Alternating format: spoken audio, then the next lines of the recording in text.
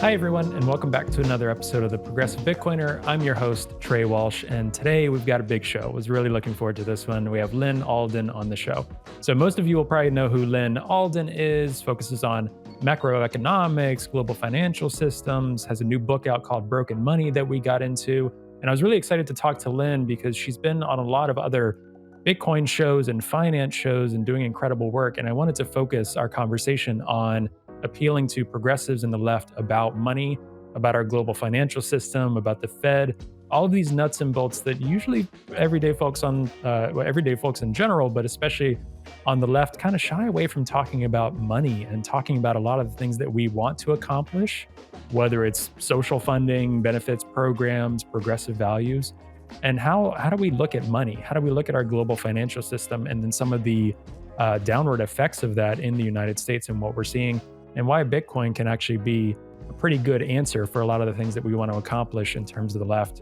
Obviously, human rights, environmental concerns, things like that. So, this was a really good conversation and really appreciate Lyn coming on the show. She's able to present things in such a great, factual way and obviously put her own opinion and thoughts into it in a way that's very, for lack of better terms, bipartisan. So, it's really able to be read and understood from progressives as well in her book, Broken Money, which I highly recommend everyone look into. So, really hope you enjoy this conversation. Please feel free to reach out. And if you have any questions or comments, you can reach me at hello@progressivebitcoiner.com. And please be sure to check out our referral links as well, especially to SAS Mining. You can get $50 off your Bitcoin miner with the promo link in the notes. All right, I will let you all get to the episode and we'll see you again next week.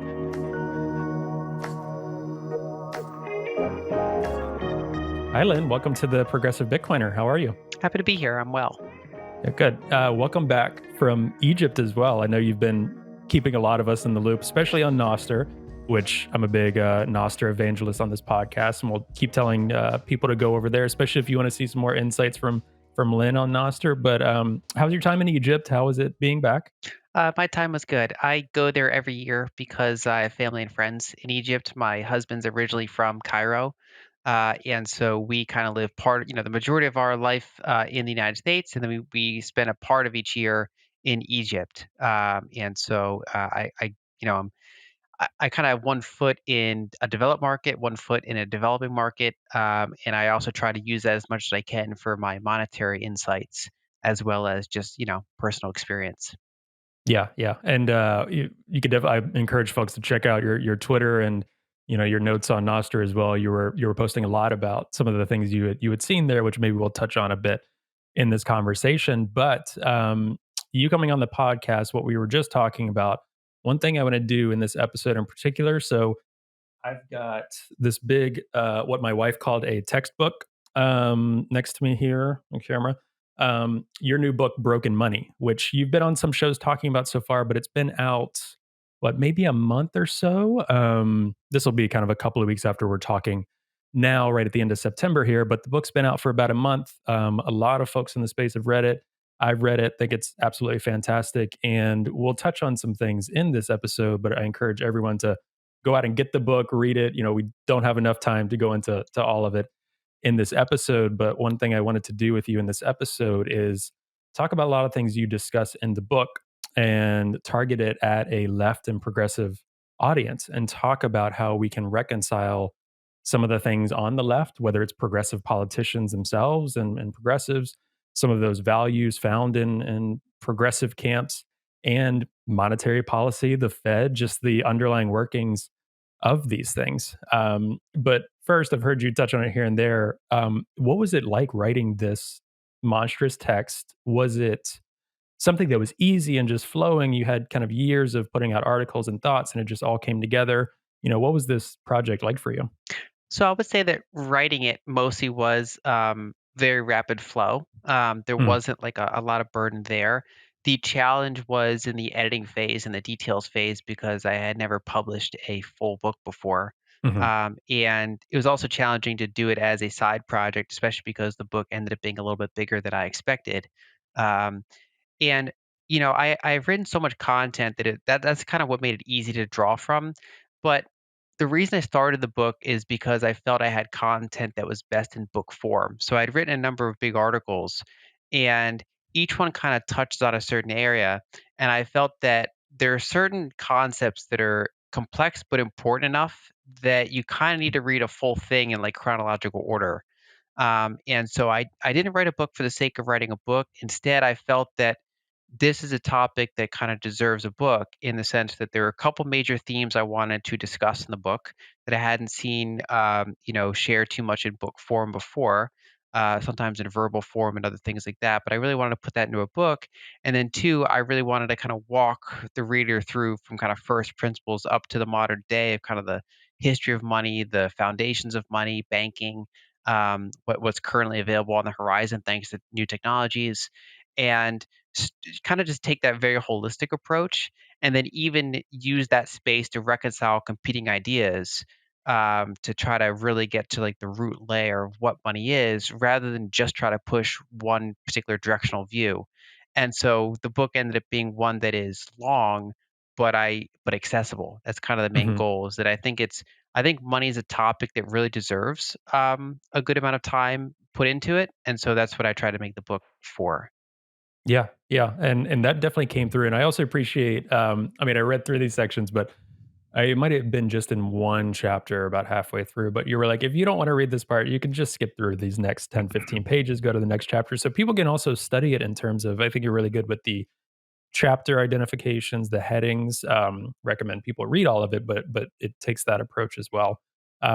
Yeah, I definitely coming from the left. I've mentioned it here before. Like my background's in like sociology, political theory, politics. My full time job is in nonprofits. Equity mindset, human rights, social theory. All of this was always at the forefront for me. Bitcoin is where I learned about money because for me, the work of Alex Gladstein and others kind of helped me get on board with Bitcoin originally, and has kept me advocating for it as well. But money was, I didn't know what I didn't know, and I think that's what most people, but talking in this context, most Americans, most progressive, just don't understand the first thing. And you can look at it as a that's intentionally so, or you can say, well, it just doesn't come up for whatever reason, depending on your outlook on things and who runs the world in a way. But from your end, I guess I'll start. Do you feel that there is as much of a disconnect as I do, I guess, with folks on the left or progressive, whether it's friends or family you have, whether it's politicians, just thinking in general. I think those on the right and just average everyday citizens experience this as well, but targeting it for our audience, I feel like there's just such a disconnect from the left, especially. And let's look on it in a glossy view. Let's say they want to do really, really good things, socially beneficial things, justice focused things, but there's such a disconnect in my mind between money, and what pays for that, all of these different things, and these really good intentions. Where do you think this disconnect comes from, and how do we go about even starting to talk about it? I guess your book is one approach, right? Read the book, but how do you go about even thinking about that? Yeah, it's a good set of questions. And, from the creation of my website and then leading into the book, I try to keep my work as nonpartisan as possible. Mhm, Certain financial outcomes have kind of political ramifications or geopolitical ramifications. So I don't like shy away from talking about politics at all, mhm, but I always approach it as like this is happening and that leads to this, or it's kind of written in such a way that it's not really directly talking to the right or the left. yeah, I generally find that in practice, my audience seems to lean towards the kind of the fiscal right, mhm, just because when you're talking to investors, people kind of interested in investing, high net worth individuals, I think you're generally going to get a somewhat right leaning audience, but there still mhm, is a big spectrum there. And so it's something I deliberately try to do in my work is just as much as I can strip away partisanship from what I'm discussing and just trying to keep it at, the facts, the outcomes, things like that. I generally do agree with you that I think the left probably has a bigger disconnect on money than we see elsewhere. I think you could argue the right has bigger disconnects elsewhere. mhm, Kind of each side might have certain strengths and weaknesses, and I think that monetary theory is not super kind of strong right now in what I would view as the left in say American politics or kind of just global Western, left leaning political groups. mhm, I think that like what they wish to do or what they wish the world to be like or the values that they want to have, um, they seem to think that you need. a very flexible type of money, or I think that they overlook certain economic principles, kind of the second order cause and effects of what might happen when they try to do some of their policies, so that the outcomes might not always line up with the intentions. Um, but another thing I try to counter is, if you look at polls and you ask people, do you trust this party more on this issue or that issue, right? So it's like, do you trust them more on this issue? And they'll say Democrats. But if you say the economy, usually people say Republicans. They normally will say the Republicans are better on the economy. But an article I put out a while ago, and again, I wasn't trying to be partisan. It was just kind of like analyzing the numbers, is when you look at kind of modern history, like the past 50 years of American politics, um, when a Democrat president is in charge, you've historically had faster GDP growth, both nominal and real, and you've had less debt creation. Mm, So actually, the numbers kind of don't really support that prior narrative, mhm, because I think that the generally more right leaning groups have kind of like that trickle down type of economic style has not really been effective so far in kind of modern American history. And so I think that there's kind of economic disconnects everywhere in modern mhm. politics. But I think in terms of the kind of the root ideologies of what money is or what good money looks like, I think that there is a disconnect, maybe specifically between the idea of hard money and the political left. I think that's an idea that doesn't go well together, but that I think when it's fully researched, that doesn't need to be the case. I think that's a fixable disconnect. Yeah, I agree with you, and yeah, it's like it's hard to know where to begin, and even this set of questions I have here, just based on your book in the left. I actually did this. Bradley Retler and I spoke recently, and that episode I think will come out by the time this one does, or right around. But one of the things I've done is just pulled up the value set of the Progressive Caucus, the hundred or so members of Congress that consider themselves in the or that are in the Progressive Caucus. A lot of the far left progressives in the U.S. While I, as a progressive and would probably align with a lot of their value sets, I align with a lot of the value sets about some of the problems they're identifying, like forever wars. We need to address healthcare concerns. A lot of these things that, try to separate your politics from it and okay, how much we spend on that and this and that. A lot of folks might say, yeah, in the US, that's kind of a broken system or it hasn't been working well and it's getting worse and worse over time. The thing that I deviate from, there was one line that talked about how basically saying like debt isn't as big of an issue as people on the right like to say. But again, the right and left both compete against each other depending on who is, leading the house, who is president when talking about the debt, right? But usually it's been a talking point recently from the GOP based on the structures in the US that debt is a problem.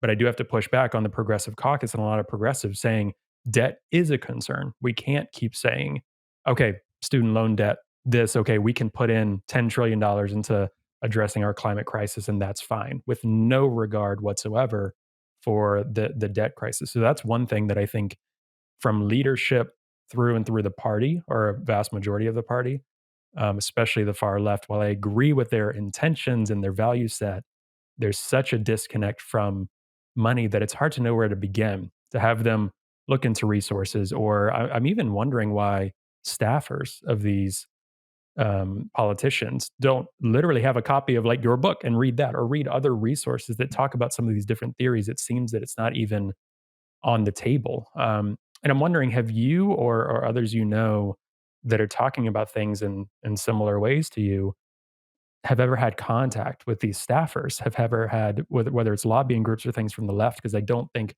a lot of them even look into economic principles the way that you lay out in nonpartisan ways.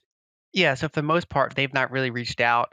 Generally, when I get political reach out, it's more from the right, Mhm. and that's just kind of how things go. So basically, politicians that are more on the right.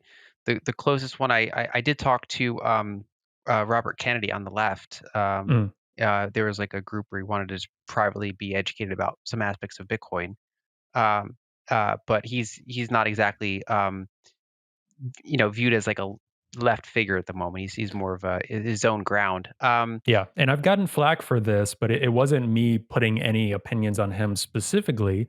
Although I do, it was more so the left and many progressives in the left, whether it's in my everyday life or politicians, are not on board with Robert Kennedy, right? So when people say, "Oh, Robert Kennedy is a Democrat left candidate," a lot of people do not see him that way, and that's just the facts of the matter right now. That could change. So yeah, when people say, "Oh, he's a left candidate," it's like, well, yes, technically, unless he does go independent, which I've heard some murmurings that he may. So I don't want to say it doesn't really count, but there's no one in the left that's looking into some of these things. Yeah. Yeah, a general thing I've found, I think some of this comes from privilege in the sense that when you're the issuer of the world reserve currency, debt matters a lot less for a long period of time. It doesn't Hmm. mean that it never matters, but it means you have a longer disconnect or a longer runway, or you've got like almost like a pain reliever where you don't really feel it. You don't really feel the feedback as quickly as you would if you were in another country. Hmm. And so, if you're in a developing country, debt matters tremendously. And if Yeah. you're in a developed country, debt currently matters less, but it matters a lot all at once when it does matter. And I think that the generally what you see. So when I wrote the book, there's kind of like two kind of philosophical camps for how they organize their conception of money. And there's like the commodity theory of money and the credit theory of money, and generally speaking, you'll see conservatives kind of appreciate more the commodity theory of money, and you'll generally see people more on the left gravitate towards the credit theory of money. Mm. Um, and it's the general idea that, especially in modern times, that it's useful to have a flexible ledger because that makes government spending potentially easier to do. But one pushback I have, or one kind of way that I try to reconcile, say, the idea of hard money with the left, would be to say that if your political policies are popular, then your spending should be able to be funded transparently through things like Hmm. taxation. Whereas a flexible ledger where you're funding things through dilution in a more opaque and hard to measure way Hmm. shouldn't need to happen if your policies are what the public wants and what they approve of. Hmm. And the challenge, of course, with a flexible ledger is that it goes both ways. So on one hand, a flexible ledger can be used to fund social programs that might be popular among the left, but it can also be used to fund war, which is generally not popular among the left, or at least most types of wars. And if you look at kind of American history over time, say over the past kind of post World War II history, every war we have is subsequently funded less and less by like a special war tax or things like that. And instead, they're increasingly funded with credit, which then gets kind of deferred into currency dilution and deficit monetization over time. And Hmm. so we end up paying for it without really knowing the cost of it. So, one example I use in the book is that during the war on terror, when we were, after we were already in Afghanistan, when we were kind of going into Iraq, Gallup polls were tracking public perception of the war at the time, and they found that well over 70% of the public supported the war in Iraq. Hmm. And but I think my point is that if you were to go back and say, well, you actually have to pay for it in real time. So would you support a war in Iraq if it came with a 10% wartime income tax while we're there? And I think Hmm. you'd see that, of course, the numbers would drop dramatically when there's actually a tangible cost associated with it. So what we see now is that the numbers associated with that combined war and the interest payments on the war and the veterans health benefits from the war, it's just it's many trillions of dollars, and it's projected to eventually be like over 10 trillion, well over 10 trillion. And that's something that the public didn't really have to conceptualize at the time when they would vote for people that supported it or when they were directly asked, do you support for it? So I think that that non-transparency in the public ledger is, and the flexibility and the ability to be diluted is something that the left generally appreciates. But I think that if they were to go more into kind of monetary history or monetary principles, I think that the idea of hard money and people with a more progressive viewpoint can be reconciled. Hi, everyone. Hope you're enjoying the episode. Today's episode is brought to you by Bitbox. Now, Bitbox is a hardware wallet that's open source, incredibly secure and easy to use, and it's what I'm using to safely secure my Bitcoin in cold storage. Now, I know self custodying Bitcoin can really be intimidating, but Bitbox is designed for ease of use without compromising on security. It's USB C compatible and allows you to easily back up and restore your private keys with a micro SD card, which is really cool. Now, you can purchase the BitBox using the promo code TPB at the link found in the show notes for 5% off your purchase. And I really want to thank BitBox for their support of the podcast, and I'm really excited about this new partnership. All right, I'll let you get back to the episode now. To your point on debasement, basically, because I think I've thought about it this way before, but I don't know if I've seen it articulated so clearly. But you can almost look at inflation as levels of debasement, right? So you had talked about that in your book as well.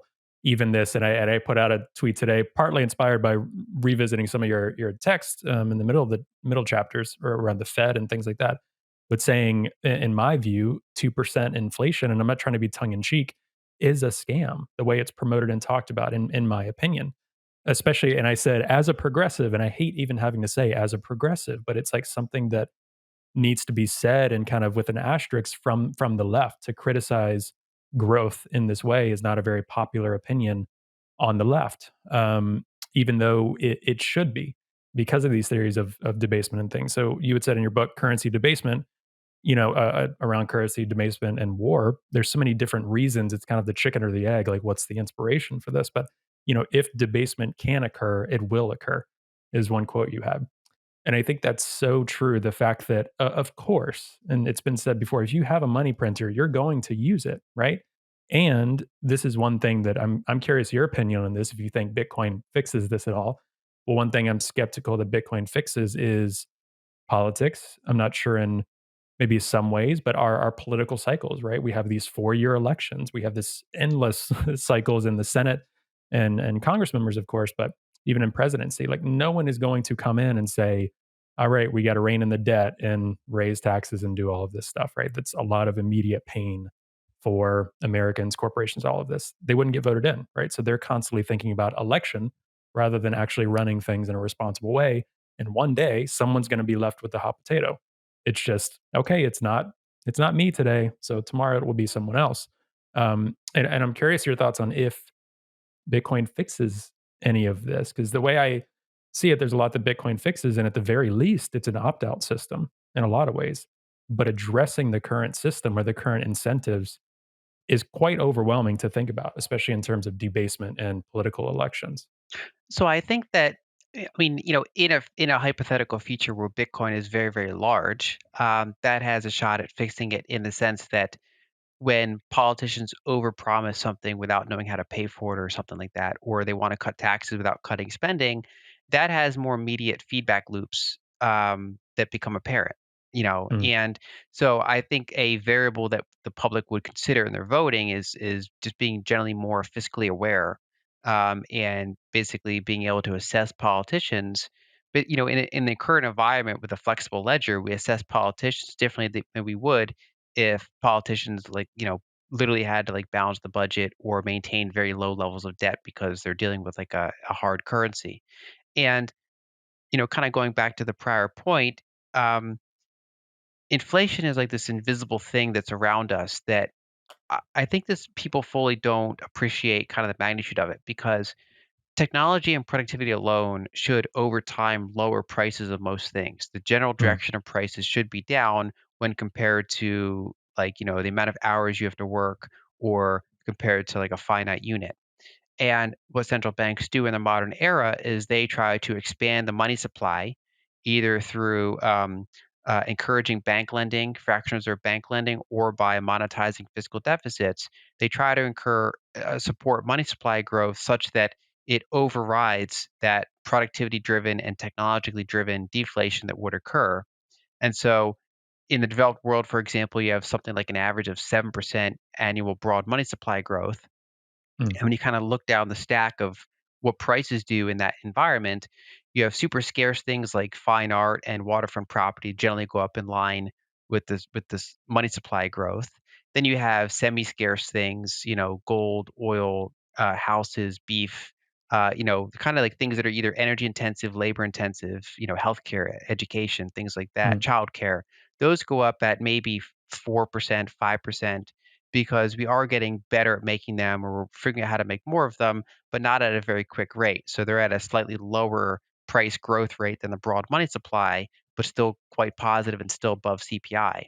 And then the CPI calculation itself is weighed down by all sorts of long tail deflationary things. So we get exponentially better at electronics or we get exponentially better at software, or we outsource things and industrialize things, and that makes things way cheaper, or we do substitutions, right? So if people eat ribeye and that gets too expensive, and then they switch over to ground beef, then that gets too expensive, and they switch over to chicken, that gets too expensive, so they switch over to soybeans. The CPI is inherently a recursive function that takes into account consumer substitutions into cheaper goods if certain things get too expensive. So the combination of all those things makes it so that the true basket of what people want to buy if they could is generally above the rate of CPI growth.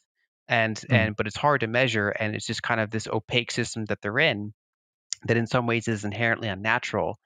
And the second ramification of that is that when most people think of inflation, they think of the damage it does to savings. Like you're holding the money and the money gets debased, so you've kind of Mhm. like retroactively lost some of your time. But another thing that goes underappreciated is the unit of account that your income or your business income is denominated in. And Mhm. especially, kind of speaking to your audience of progressives, obviously one of the groups that progressives generally care about is like the worker, the middle class, the working class, you know, people that are not in the top couple percent necessarily, and a lot of them have incomes that are denominated in units of that local currency. And the challenge with constant inflation, especially when real inflation is a little bit above what the actual CPI Mhm. is that they have to get a raise every year just to keep up with that inflation, and the burden of effort's always on the entity trying to change their wage, right? The one Mhm. with the status quo has a natural kind of negotiation advantage. And so you see people generally moving jobs unnecessarily because that's one way that they kind of reset that anchoring bias. Mhm. And a recent example of being in Egypt is, so their money supply is growing at about 20% a year. Generally in Mhm.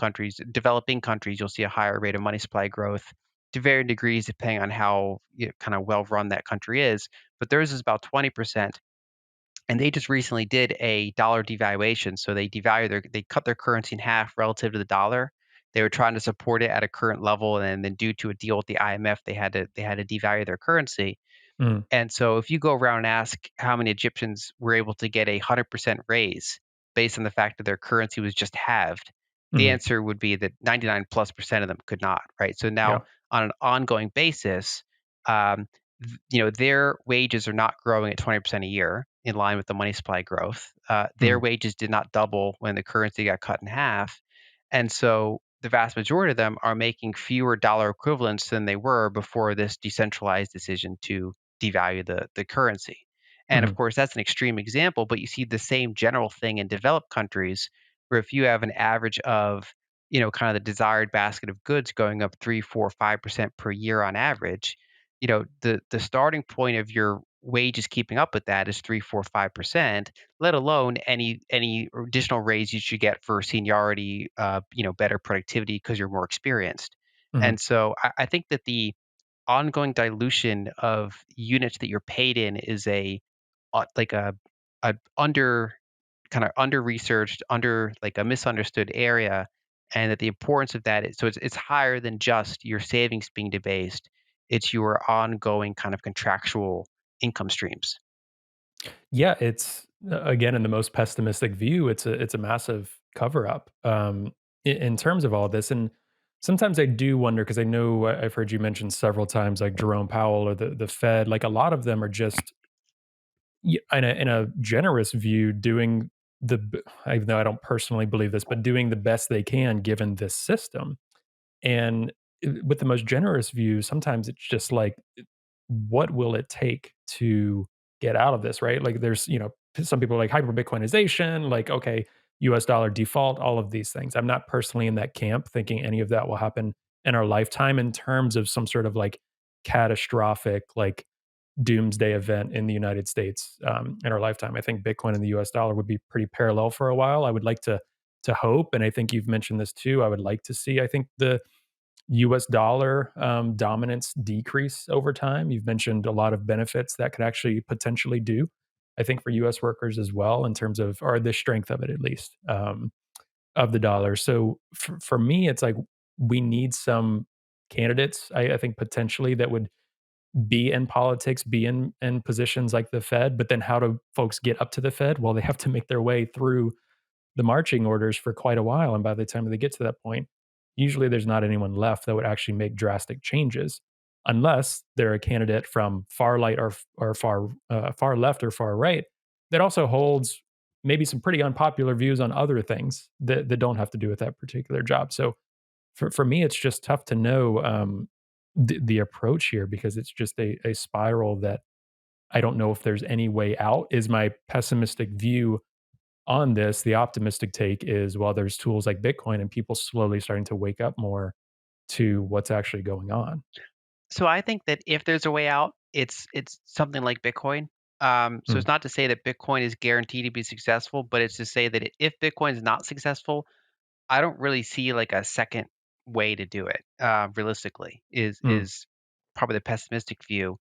And one thing I kind of cover a lot in the book is and somewhat indirectly is the idea of technological determinism in the sense that the invention or deployment of certain technologies generally has a bigger impact than political decisions because political mm, decisions are local and temporary, whereas technology permanently can change things and also can permanently change incentive structures for what sort of political things are even workable.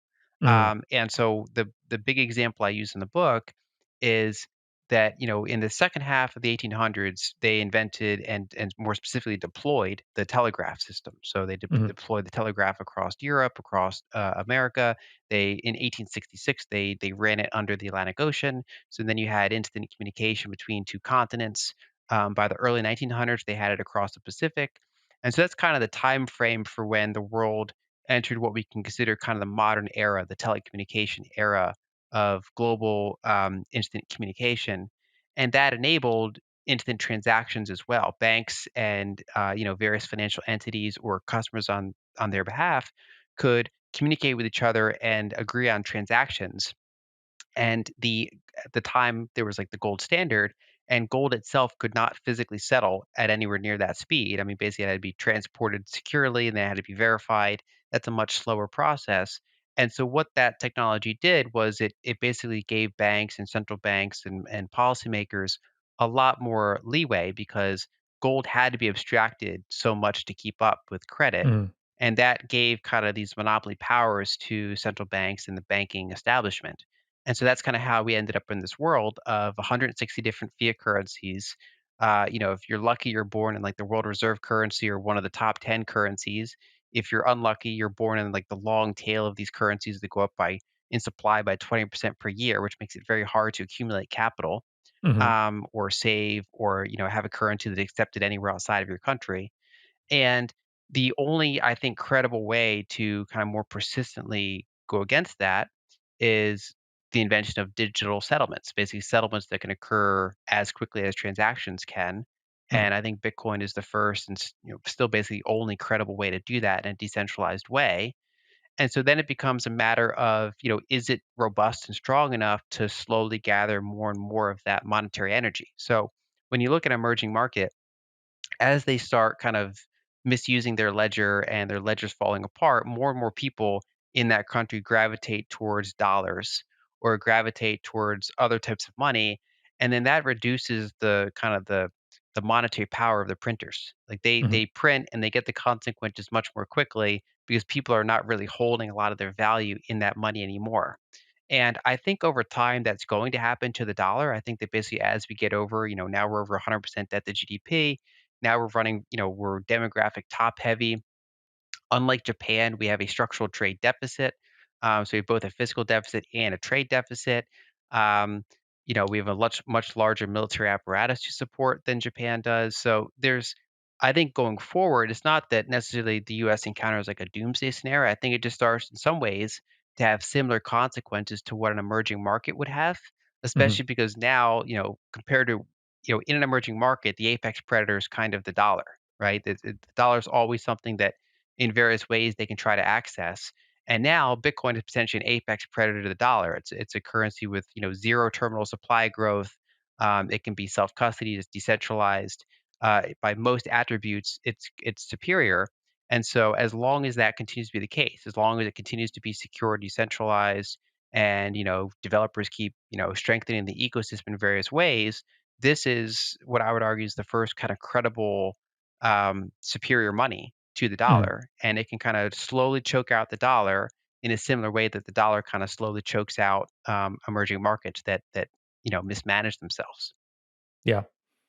Do you, this is maybe a bit outside of your realm of focus that you focus on frequently, but I've seen, I think you like to engage in a lot of different discussions. One thing that I do worry about, especially in the US context, is I try to focus on, because there's a lot in the Bitcoin community, whether it's for memes or whether it's literally just only talking about like Bitcoin is here and it is indestructible.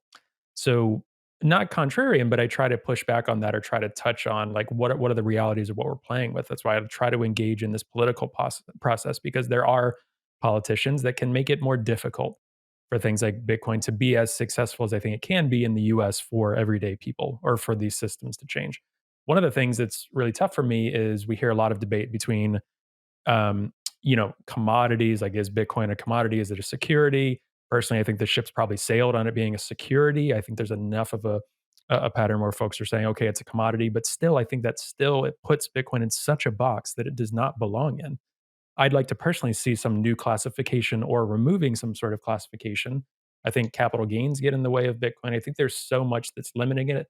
I'm worried about what ETFs could do to Bitcoin in terms of like people continuously seeing it as an investment product and not better money or an asset that they can actually hold. And they don't have to, what many are encouraging people to do, gamble in the stock market to be able to save anything, right? We're not able to save money. You have to um, do risky bets. So I'm worried about a lot of the legislative landscape in terms of Bitcoin and just people being able to use it for its intended purposes. Other jurisdictions are more friendly, but the US is still very restrictive on that. And I don't see that changing anytime soon unless there's a drastic change in terms of players in these positions. But I'm curious your take on that and the tension between technological advancement, but the bureaucrats that are standing in the way of that. So the Bitcoin ecosystem is large and diverse enough that there's people with different expertise. And so, some people are just kind of heads down building, right? Mm, They're technologists. But there are, I think, really valuable slots for people that are, interested in Bitcoin and also interested in politics mhm, to do their best to make footholds in terms of either educating people around Bitcoin, trying to prevent kind of problematic legislation that would make it harder to be in Bitcoin, to use Bitcoin, things like that. So I do think that that's valuable. And I think that, you know, Bitcoin is something it's powerful, it's robust, but I wouldn't describe it as invincible. And then even if something was invincible, the time with which it takes for that to grow larger can be slowed down by other very powerful forces. mhm, Um, and so to the extent that you don't want your own country to be slowed down in that regard, I think it's important to engage in the political process, or at least for some members of the ecosystem to engage in that political process. And that's one reason I try to share Jason's progressive case for Bitcoin. I think mhm, that kind of work is valuable, and I like to see more of that because. And I like how Peter McCormack described it as that's the most important book for conservatives, mhm, ironically, because it's like, and the way I would add to that is like, that's like protecting your left flank, right? If you're only speaking to Republicans, you can have problems from the left as it comes to Bitcoin due to them not understanding it or being more hostile towards it. Whereas if you have a part of the progressive side that understands and appreciates Bitcoin, that's now like some degree of bipartisan defense for the mhm, network, and it can make the lives of Bitcoiners less hard in that environment. And overall, I think that's just valuable work to be done. And when you see kind of very extreme political environments, like for example, it was illegal to own gold from the mid 1930s to the mid 1970s in the United States. So in the land mhm. of the free, you couldn't own a benign yellow metal because in many ways they viewed that as the apex predator to the dollar. They wanted to Right. depeg the dollar, then they wanted to float the dollar. The dollar was devaluing, and so when you're kind of doing a type of financial repression, generally you have to block things that are stronger than you, right? So they didn't Mhm, have to block money flowing to like a weaker country, but weaker countries had to try to block their value from flowing to the US. And really the only thing the US had to block was money flowing into gold.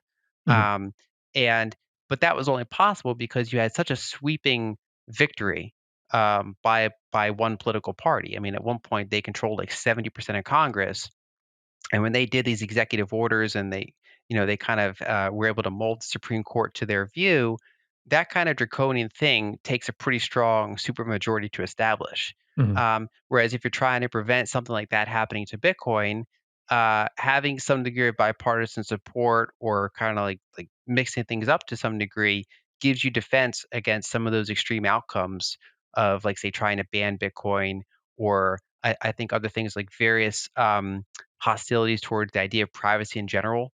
Mhm. I think the more that you can educate different parts of the electorate and different, members of different political parties, at the very least, you reduce the probability of extreme negative legislation from occurring, and then around the margins, you can get some positive legislation. I think, unfortunately, it's going to be a lot of time until the capital gains tax situation is different because one of the main ways that countries maintain their own little currency bubble, their own little currency monopoly, is by only accepting their currency as tax and by putting a capital gains tax on any other asset. Mhm. And so, my preference would be towards, other monies not having a capital gains tax, so that Bitcoin should be spendable without being capital gains taxed. Um, but I think realistically, that's going to be a longer term solution. And so when I think politically, it's more like, okay, what can be done first to prevent like the extreme negative outcomes? And then from there, how can you start advancing some maybe more constructive um, type of legislation? Yeah, and one of the things I'm bullish on in terms of the capital gains tax is I'm hoping that similar to what you said about technological advancement, I think it was a couple of weeks ago or whatever, Jack Dorsey stepping into a little bit more of a hands-on role with Square Payments and seeing some of these other players, for better or for worse, whatever people think of this, Coinbase trying to integrate Lightning, if that comes to fruition or however long that takes. So people utilizing and using the Lightning Network, a lot of these major companies, corporations, people seeing, I want to use this to save on credit card fees as a small business, all of this other stuff. I'm hoping that tide will be so overwhelming at some point that it could surprise people how much demand there is for people to say, at least at the $200 cap and things they've been talking about, remove capital gains tax from that. Because I think there are a lot in the Bitcoin ecosystem that talk about Bitcoin as digital gold and try to give metaphors, which is really good.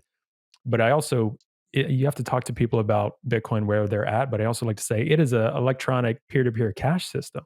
That's one thing that's seeing Bitcoin, really utilized, and that's the way we see it utilized in the developing world that I've had many conversations with folks about. So, I'm hoping the technological tide can also push that. That's one of my more optimistic takes when it comes to, Lightning, other layer 2, layer 3 options for Bitcoin is maybe, just maybe we can push that through a little bit more because we can't wait for them to change that. It's not gonna happen. I agree, and I think, the larger the network is, the more people use it, the more they see benefits from using it, the more, as you say, the tide shifts, and the more people kind of, the more popular it would be to have a bill that says, okay, the first, X number hundred of dollars worth of Bitcoin transactions are not taxed, for example. Mhm. Now, right now, if you were to run a poll on something like that, most people don't care because most Yeah. people don't use Bitcoin. Whereas once you get that number much higher, that becomes more of a preference. And then there's also the idea of like the intransient minority, which is basically that you don't have to necessarily be the majority to get something view, but you have to be a large enough like voting block or like the people that really care about that issue pushing it pretty hard. Mhm. And so once you get kind of you don't necessarily need half of Americans to be interested in Bitcoin, but if you get a much larger minority group that's like Bitcoin is one of the most important things that they view and that they're the things they're contacting their politician about, that starts to become more and more of a reality. I think that's probably still some number of years away. Mhm. And so far, what we've generally seen is that smaller countries have been a little bit more nimble at trying things because they're kind of sometimes they're in a position of like nothing to lose, right? So they're like, well, like we're going to take risks and we're going to adopt Bitcoin. Or you see countries that are kind of already wealthy city state type places saying, okay, we're going to be a place where Bitcoin and crypto companies can come and have kind of looser regulations, and we're going to kind of experiment or embrace newer technologies, and we're going to capture any sort of maybe taxable income that could come from being a more friendly environment to those. But the United States, because of its focus on the strength of its capital markets and the focus on its reserve currency, I think is inherently just kind of going to be one of the slower markets for embracing it because incumbents rarely disrupt themselves, even when it would be beneficial for them to do so. Mhm. So usually you have startups disrupting blue chip companies. You don't really see blue chip companies constantly disrupting themselves because they end up being too comfortable in the position they already have. And that's of course a risk if you want America to do well, or if you want your blue chip company to do well, if you're a part of it, you want them to disrupt yourself because that's how you stay in the game for the future. Mhm. And so I think while it would be good for the United States to take a more proactive role on Bitcoin, um, I think that realistically, we're probably not going to be ahead of the pack because we are the incumbent. We are the ones that are comfortable with the design of the current system, or at least Mm. the elites are the kind of the heads of the corporations, heads of the government, heads of kind of the heads of various power structures are generally liking the current system. Right. And speaking of one figure that many people have many different opinions on, I'm curious your take on Gary Gensler. And some people on one extreme end have said he's a Bitcoin maxi, and this is some underlying plan to make sure that plebs get enough time to stack Bitcoin and all of this stuff, and it doesn't fancy other crypto. A more harsh take is someone who's just trying to hold on to power no matter what, and just has it out against crypto, Bitcoin, in the long run, and is just going to keep doing that. So I'm curious your take on Gensler, someone in that type of position, his stances on ETFs so far, and what you might see playing out over the next year, because there's so many interesting things happening on the precipice of recession, further recession, on the precipice of the halving, these ETFs. There's just a lot going on, and so some people listening, even if they don't know that much about Bitcoin, you're hearing some of these things. You're hearing BlackRock, you're hearing ETF, you're hearing Gary Gensler's name more and more. Even just everyday people just seeing these types of things. Congressional hearings where they're blasting Gary Gensler and all of this kind of stuff. Like, how are you making heads or tails of this situation? So I don't know him personally. I just from watching the actions, I would say I don't view the actions as being very constructive. Um, I think he does seem to favor Bitcoin more than broader crypto, but I wouldn't Mm, necessarily consider him a strong supporter of Bitcoin either based on his actions. It seems maybe a lot of it has to do with just steps he can take to advance his own career, within the mm, current administration, which is not particularly Bitcoin or crypto favorable, right? So if he was kind of a staunch supporter of Bitcoin in this administration, that could potentially reduce his career chances. But I don't want to read too much into it because, like I said, I don't know the person. But for example, there are a number of countries now that have a spot Bitcoin ETF. It doesn't really have any problem tracking the price. There's already Bitcoin futures that are allowed. Um, and so the SEC's approach of allowing all of these like derivative types of products, but not allowing a spot ETF has in many cases hurt customers more than anything else. I mean, mhm, they either go into um, Bitcoin trusts like GBTC that can lose they can trade deeply at a discount to their net asset value with no way to reconcile that, so they can get trapped in that situation. Or they can do futures-based ETFs, which over the long run tend to underperform their underlying asset due to losing money to those rolling futures. And so I think that ironically, the thing that would support some of these entities is allowing a spot ETF. But I think that partially they don't want to do that because that's somewhat constructive for price more than mhm, these kind of cash settled derivative based types of products. So, and we've seen in kind of court filings that so far the SEC's case for things like, not allowing a spot ETF until you can ensure no price manipulation are not really with merit because when you compare, say, price action on exchanges to price action on futures, they're like 99% correlated. Basically, the SEC has kind of failed to make a case for why a spot ETF is any different than these other products. mhm, And there's kind of two approaches you can, if you're the SEC in this case, there's kind of two approaches you can do. On one hand, you're trying to protect what is the most valuable capital market in the world, and you don't want these disruptive changes to affect it. Like, you don't want two sets of rules. You don't want to say, okay, all these existing securities have to follow this, like, very strict set of rules. But if you're a token, you can be equity like and yet not really have the same high level of disclosures, right? Because then Mhm. if you're gonna start seeing kind of run to the exit towards that new model, right? So you can see why they want to protect the existing capital structures that they have. But that's kind of the more, in some cases, I think you can call it like a conservative view, not necessarily politically conservative, but just meaning like it's kind of maintaining the status quo. Mhm. Whereas the other approach would be a more progressive approach of saying, okay, securities laws written in like the 1930s might not be the clearest format we have going forward. Technology's changed to some degree. And could our securities laws be hampering technological growth in some way? Is our regulatory environment too like inconducive to change or improvements? And is Mhm. there a way that we can maybe have a framework that allows some of these types of assets to have better disclosures or have better investor protections and kind of update security laws for the 21st century? But that's something that's complex, hard, and it's not something they've really seemed interested in doing. And instead, they're just saying, look, here's the literature from 90 years ago, and Mhm. either you comply with that or you don't, and we're going to go after anything that doesn't comply with that, which I think is, it's I can, for one hand, see why they're doing it to kind of keep their level playing field that they have, or at least that's the idea. But I just don't think it's very productive here with the current kind of rate of change of technology. Yeah, part of it too. It almost seems because it's similar.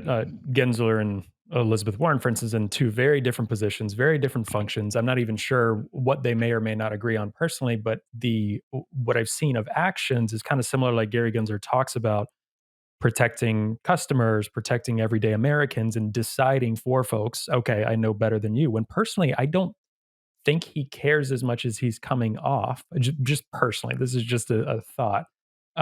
One way or another, in terms of allowing these products, I think at the end of the day, he has to know, okay, in some terms of these ETFs, like this doesn't really hold a lot of weight. These reasons that have come out, similar to like Elizabeth Warren talking a lot about protections for people, and that's why she is against Bitcoin. Like that's where she has stopped with her thinking is because okay, there's fraud, there's criminality that could occur because of people and companies that have nothing to do with Bitcoin or the underlying technology. But that's where her brain just shuts off. So I think Gary Gensler's like, let me set myself aside as an individual and for the SEC as I think it's his philosophy of how to run the department. It seems to me that's been his approach, and I think he knows in a way. I think he's a bit of a I wouldn't say maxi, but I think he sees the potential of Bitcoin. I think he thinks it would be extremely disruptive for these ETFs to come to market in terms of price action, capital, everything. And I also agree. I think it would be extremely disruptive and I think the world in a lot of ways would turn on its head in terms of how people are allocating capital and what happens from there on. That's why a lot of Bitcoiners are bullish on it. And it's one of those weird things where, yeah, price action is going to do good things for Bitcoin on a global scale, even if it's coming from BlackRock, who hasn't been the biggest friend to working class Americans or our dollar reserve status, like citizens in Togo, like all of these other humanitarian efforts we think about. It's that Trojan horse effect. Yeah, I think what gives a lot of these politicians cover is the fact that most of the crypto industry is scammy. Um, Yeah. and part of why that happens, so on one hand, the past several decades have been a process of slowly removing centralized gatekeepers. Basically, as Mm, newer technologies came around, it allowed us to circumvent the gatekeepers. So, for example, it's much easier to self-publish a book or self-publish a song or self-publish a TV show or radio show. It's what we're doing mm, now. Um, these things are now much easier to do than they were in that more centralized era. And as mm, you the the only major downside of removing the gatekeeper is that you also, by removing that gatekeeper, there's going to be a flood of low quality content that gets to market, and then it's more on the consumer to kind of pick out, what is good or what is bad. mhm, And the stakes for that are not very high with books, movies, shows, songs, things like that. They'll gravitate towards what they like.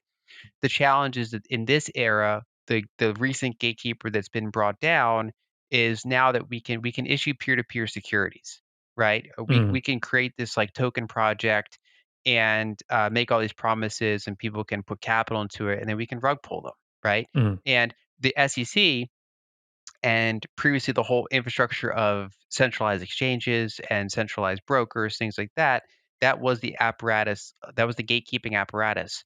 And with crypto tokens and things like that, it's able to go around them. And in some ways, it's the same challenge as when other gatekeepers went down, which is that there's going to be a lot of, the vast majority is going to be like this poor content that you have to circumvent as a consumer, but just now the stakes are much higher because you can get scammed, you can lose a lot of money. And so when you look at, say, traditional venture capital, when you're investing in a startup idea, you're taking capital from accredited investors and your own capital, you're putting it into startup companies. And then from there, you're very illiquid, probably for 5 to 10 years. Basically, that mhm, company has to mature, grow, or fail. And primarily, your primary forms of exit are either another company decides to acquire your company, which means a bunch of professional analysts of that company, they value it, they decide to buy it, or you're eventually big enough to go public, get past the SEC, and list on a major exchange.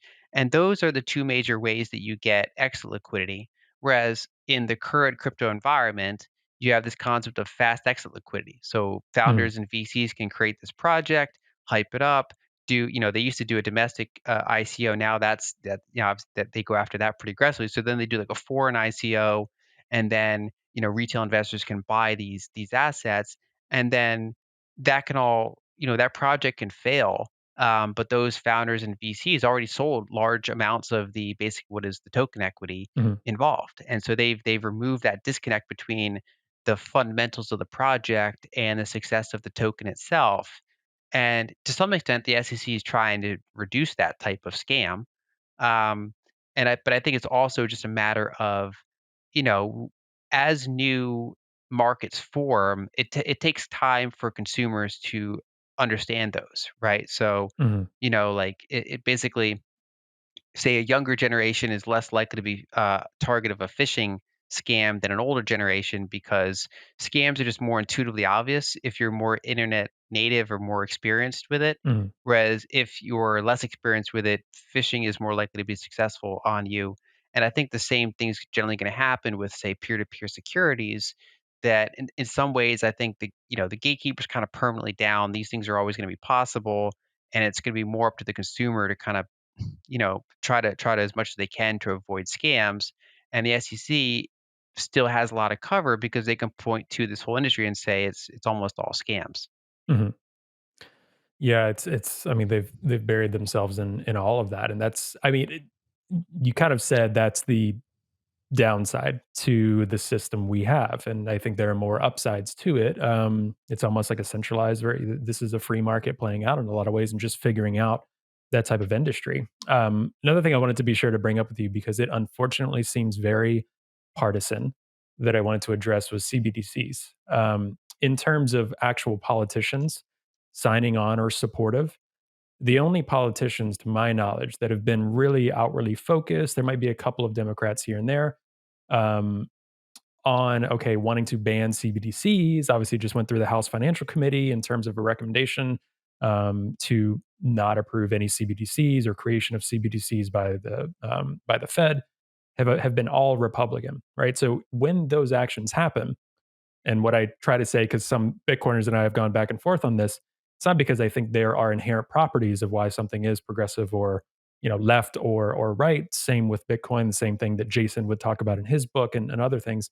But these politicians signing on send signals. So when someone doesn't know anything about Bitcoin, like I have a friend of mine, a progressive, they see Ted Cruz is really praising Bitcoin. I have to talk to them and say, it doesn't mean it's like a Republican thing. Like that's fine. That's great. That's okay. That's going to appeal to more people on the right if they trust Ted Cruz or whatever, or have voted for him, things like that.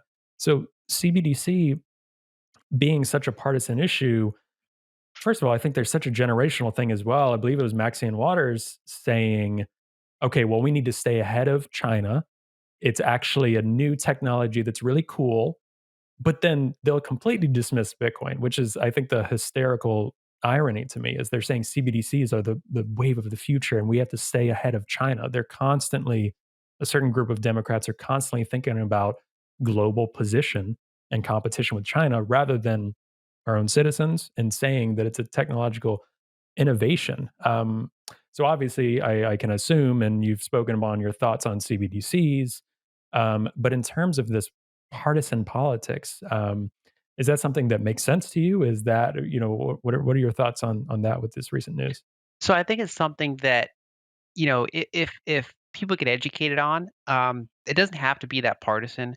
I think it fits a little bit better in the current structures in the sense that generally when you look at, say, conservatives, they'll generally be more open to centralization of like social values and decentralization of fiscal situations. Whereas when you look more on the left, you'll generally see they want less centralization of social issues. They want that to be more decentralized or open, and they're generally more conducive to centralized fiscal. Mm, That doesn't apply to all types of people on the left, but that's I think if you were to do kind of polling or analysis of their positions, that's a trend we see in kind of the modern right left divide yeah. where the left is more conducive to having large centralized financial structures. And so I would like to see, especially like non-establishment, progressive left. I think that Mhm, that the anti-CBDC stance would fit in their camp pretty well. mhm, Um, Unfortunately, we haven't really seen that yet, but I think that's a fine ideological mix. I'm not surprised that the establishment left it doesn't really have a problem with CBDCs.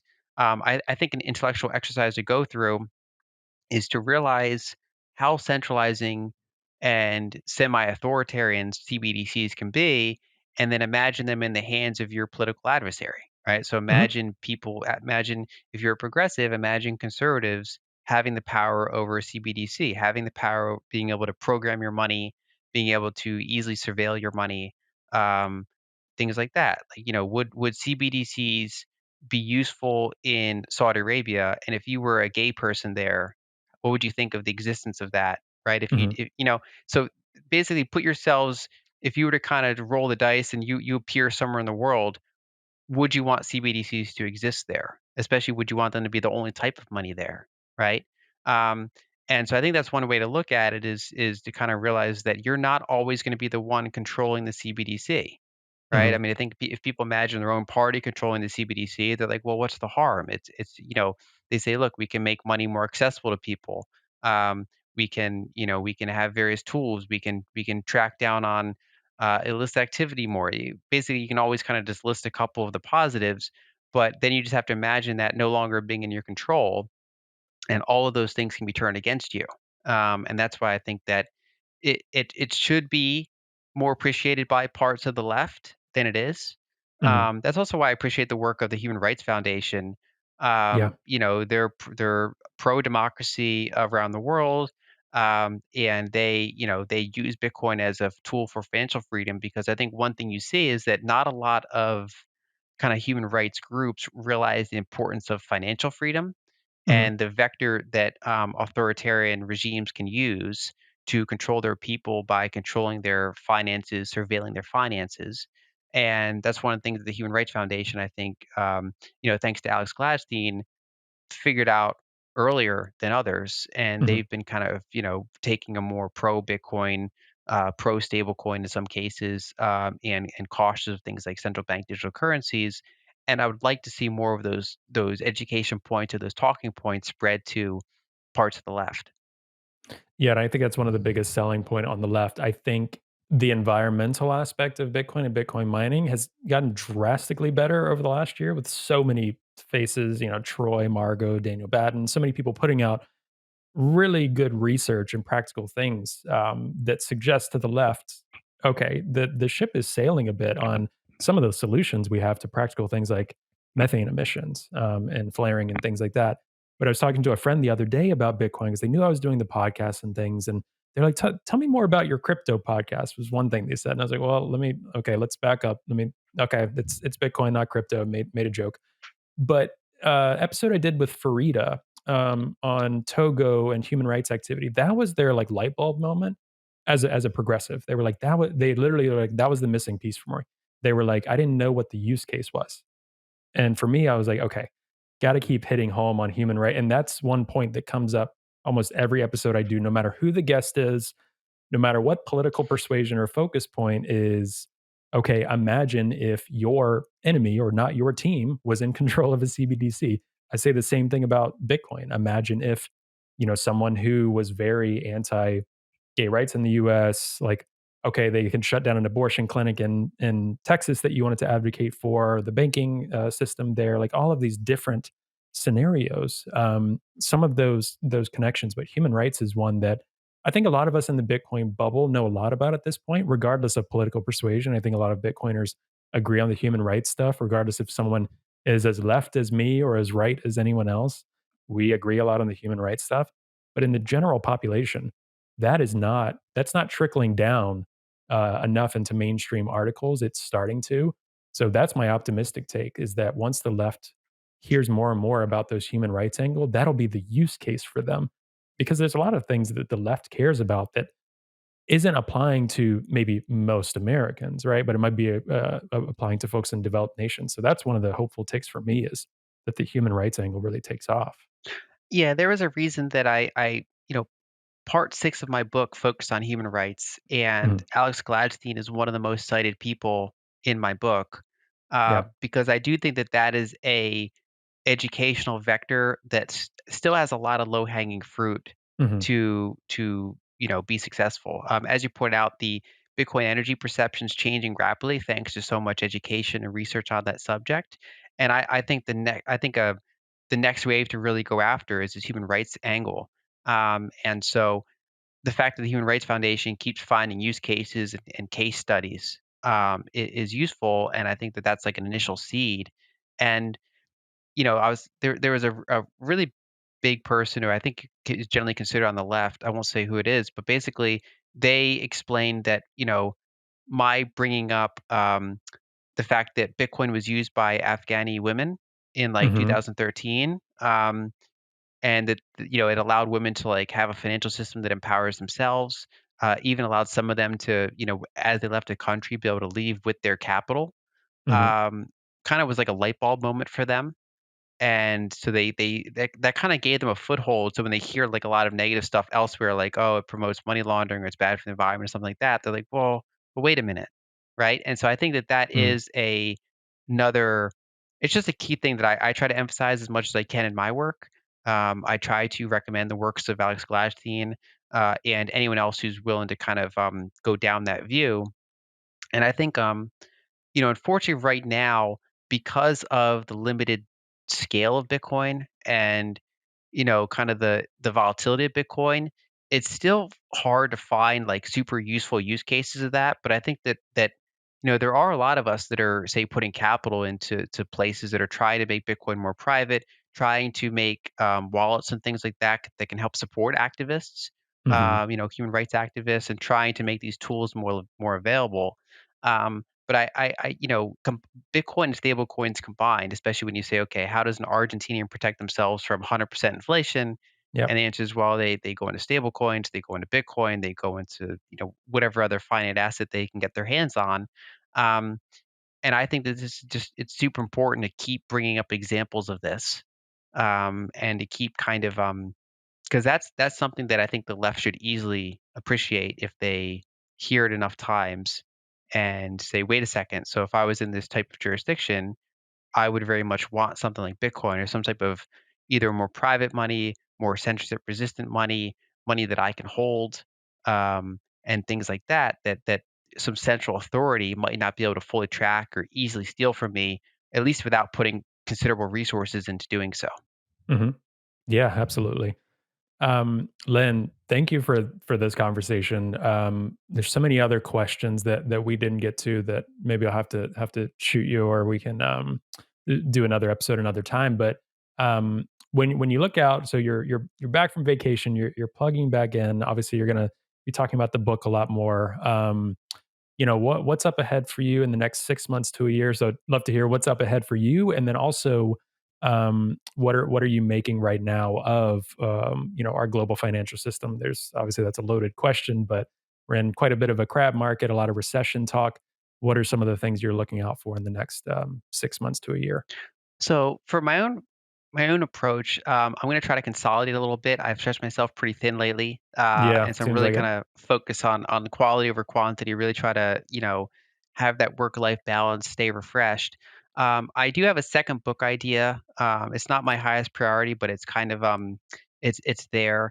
But the thing near term, I'm probably going to emphasize more is that I Well, do. hold on. Are you able to what this second book idea? What are Yes. what are some of your thoughts there already? You just put out this one and you just had some quotes in there from 2023, which I was very impressed with. I was like, that was a quick turnaround. You were referencing some data that was not soon before I got a copy. So I was like, this was up to the wire. So yeah, what are some of your other thoughts for this second book? I would like to do a book more geared specifically towards inflation and some of the Oh, causes cool. and consequences of inflation. It'd be a shorter, more concise book, Mm, and it would have naturally some overlaps with this book. But I think that that's a topic that deserves kind of more dedicated treatment. yeah. Like I said, it's not my priority, but it's an idea that I have. The more kind of near-term thing I'm going to be focusing more on is I do some work with Ego Death Capital.